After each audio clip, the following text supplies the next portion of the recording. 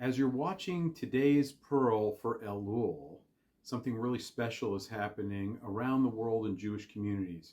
Hi, this is Rabbi Andy Koren from Temple Emmanuel in Greensboro, North Carolina. Shabbat is ending, and tonight is what we call selichot.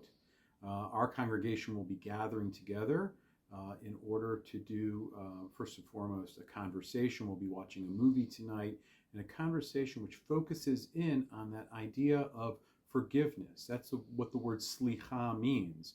And the different types of prayers of slichot, of asking for forgiveness, traditionally happen throughout the month of Elul, but especially on the Saturday night as Shabbat goes out, right before Rosh Hashanah. And so, that's what makes today really, really special. And I thought that what I would do is I would just share a teaching today. This is the 24th day of the month of Elul.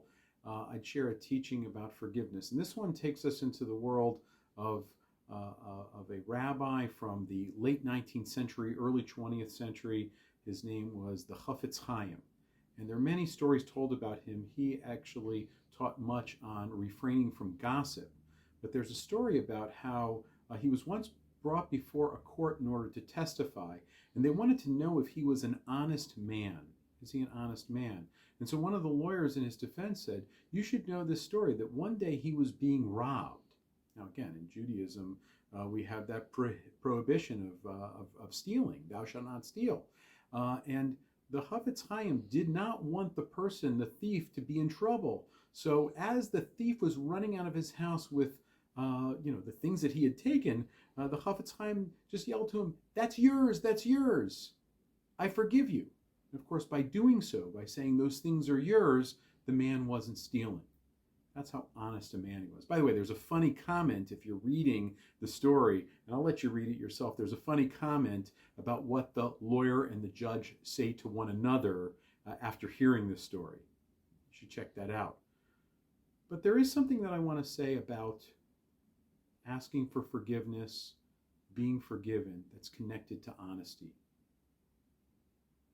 Because in order for us to truly ask for forgiveness, we have to be honest with others and honest with ourselves.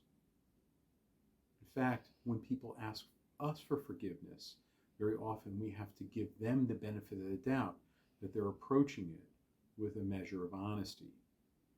Now again, we know that there are cases where it's next to impossible to forgive. In fact, we've even shared some teachings about that throughout the course of this month. But that idea of being honest, of looking deep within ourselves, this is the time to do it. We only have a couple of more days before Rosh Hashanah and Yom Kippur this year. Maybe there are things related to this story or to this teaching that you want to share. We love your comments and we love hearing from you. And above all, let's take this opportunity to wish everyone a Shana Tova, a very, very happy start to a meaningful and healthy 5784.